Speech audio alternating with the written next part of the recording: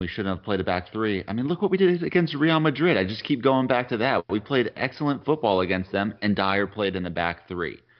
When you start the comment off with that he can't play in a back three, I think it discredits almost everything else you say because we've shown that we've been great in that formation, especially Well, with hang Dyer on a playing second. as a center Don't back. don't shoot the messenger. It's a third party opinion. It's not my opinion. I'm just I'm, sharing I'm it. not. I'm not. I'm saying about that opinion, what you read off. I discredit almost all of it just by hearing that very first statement. And I don't think any of the problems at the back three came from Dyer. I think it was more so from Davies and Vertonghen. They could not handle the overlaps on that side of the pitch. They all those through balls came through Davies and Vertonghen. The spacing between the two of them, the chemistry between the two of them in this match, that's where it came from. It wasn't Dyer being in there at center back. It was Davies and Vertonghen not working together on the left side. But I think Yeah, he does hit the nail on the head. Dyer is not a centre back. His preferred no, position. disagree He admits. totally. No. Disagree totally. Dyer says I like Dyer to play prefers central midfield. Yeah, he prefers that, but he is, and Pochettino has said this too. He is, and in my opinion, a better centre back than he is a midfielder. As in midfield, he starts. And I mentioned this before. He becomes traffic cop. He takes it a bit easy. He's pointing here and there. Pass it over there, pass it over here. Look what he did in defence, not just against Real Madrid, but against Crystal Palace. When he moves back into defence, he finds the game more natural.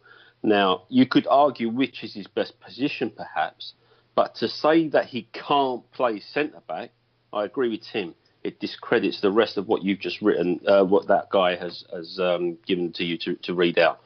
Now, perhaps the system at three at the back may not have been totally appropriate yesterday. They were playing a lot of through balls in between Vertonghen and Davies, and they were getting behind us. And that happened time after time. I did say at some point that perhaps we should have gone to a flat back four, moved Dyer into the midfield so we could regain control of the midfield. And that's not because Dyer can't play centre back. You most certainly can. But we just needed to win the midfield battle. The problem with that, of course, is if they continue to play those through balls, then you're going to be struggling a bit more with a 4 than you were with a 5. So it was catch-22 ultimately. I think there was a lot wrong yesterday. Don't get me wrong. But I can't agree with the vast majority of that that you've just read out, Chairs. I think apart from the last couple of sentences, I wouldn't buy into hardly any of that. Our best players yesterday certainly wasn't Trippier. Best two players, number one was Davinson Sanchez. He was immense. And secondly, and only because the rest were a bad bunch, I'd say probably Sissoko. So that's my opinion anyway. I think a good question to ask is if Toby was healthy and we have our normal back three and Dyer was placed where Dembele was yesterday, would we have looked a different prospect? Yes. Because like Vass was saying, I mean, this game was won in the midfield, and I think you put Dyer up there further forward in the midfield, able to cut off some of those through balls, able to add more of a physical presence before you get to our very last line of defense. I think it could have changed the game. Fair enough. Let's. I want to just take a minute and talk about Davinson Sanchez.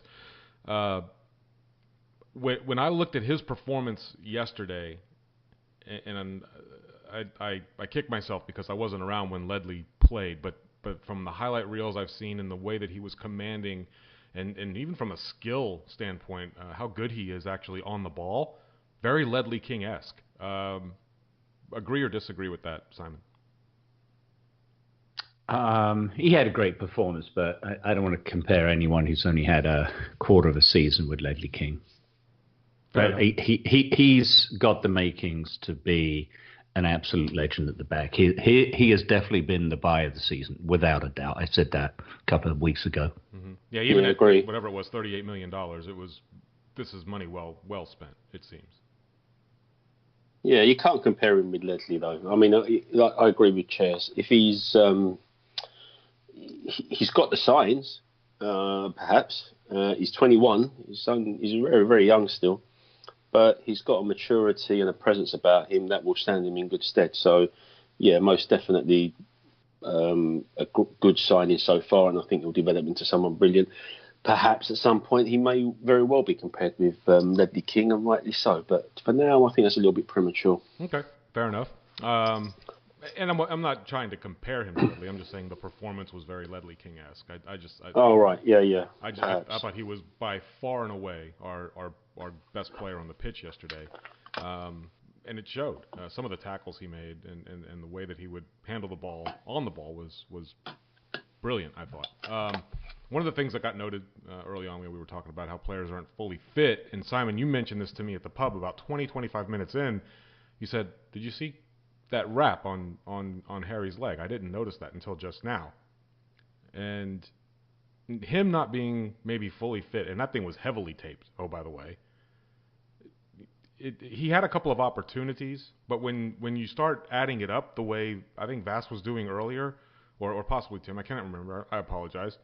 You know, when Winks is coming back from an injury and Dembele may not be fully fit, and Harry's struggling, you know, for full fitness in a match like this, is there some caution that's built into the professional player to say I need to be effective, but I need to save myself as well?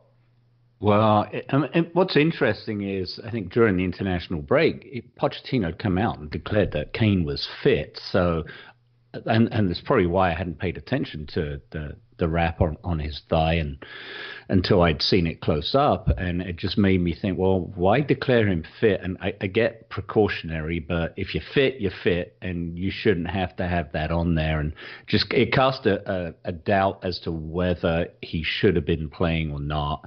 Again, I go back to what I just read out. I just felt that the front three were ineffective. Ali and Eriksen just didn't seem to be in sync. Eriksen looked gassed. I mean, I'm sure his hat-trick exploits in the week had worn him out, but Ali just, you know, he took too many touches and lost the ball, and Kane was isolated. So read into it what you want, whether it was fitness or whether it was that lack of cohesion up front. It's hard to gauge at this point, but you know, he comes off and boom, I said to you, Ken, well, there goes that stat of scoring in, 6 consecutive derbies. So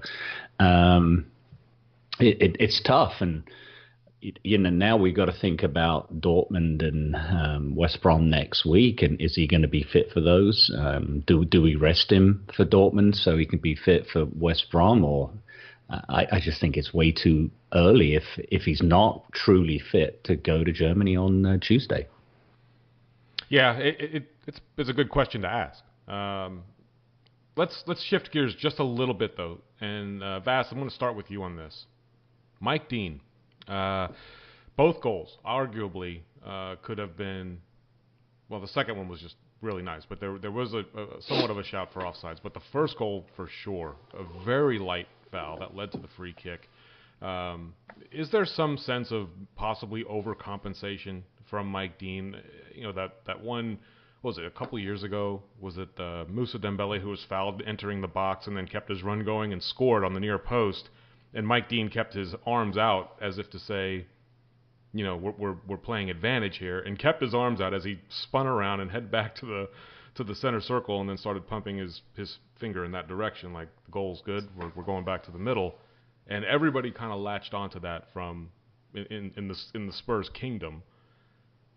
And he started to get that Paul Webb, that, you know, that mystique that Manchester United had with him. Howard Webb, I'm sorry. Thank you. Yeah. And you know, was there some of that going on? And is he overcompensating in the wrong direction, do you think, or is he just calling the game as he feels it needs to be called? You know what? As an ex-ref, I do like to look at referees. It's sad, I know. Actually, one of the guys on the line yesterday was a fella that I worked with in the past. Mike Dean, perhaps without realising, could have been overcompensating. I was really, really disappointed with his performance yesterday because it seemed like the game was too big for him. And for someone of Mike Dean's stature, that is unacceptable. He had a shocking performance. You could see when he gave a free kick for the Sanchez foul that wasn't, which led to their first goal. You can see him mouthing to the players that were protesting that it was his first one. So his first one, he's going to let him off, as if to imply. Now, I don't know who made up this rule about the first one, but whenever players used to come up to me and say, that was my first one, ref, I'd be like, I don't care if it was your first. It could maybe be your last if you're not careful. But if it's worthy of a yellow card, you're getting a yellow card. And I used to give one out. And all professional referees do that.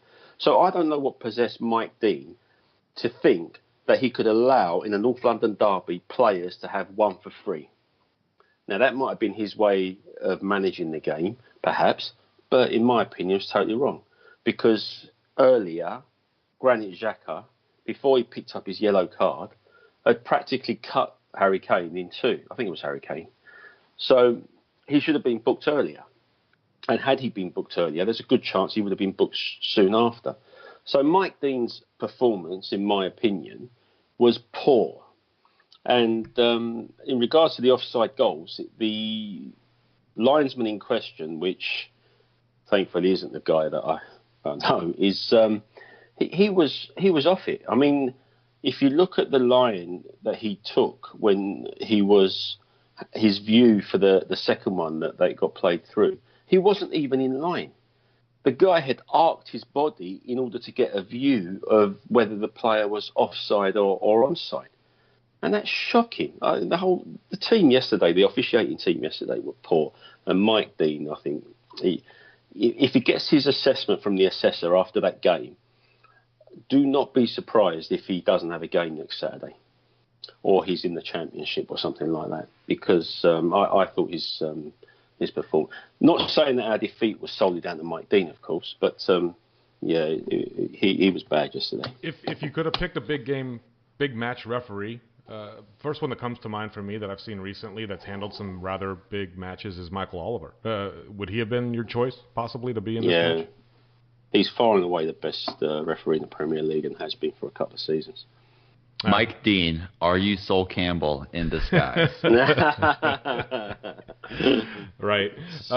Seen that meme that's going around with him signing for Arsenal now, apparently. Yeah, exactly. I think I shot that to you guys on our little chat note.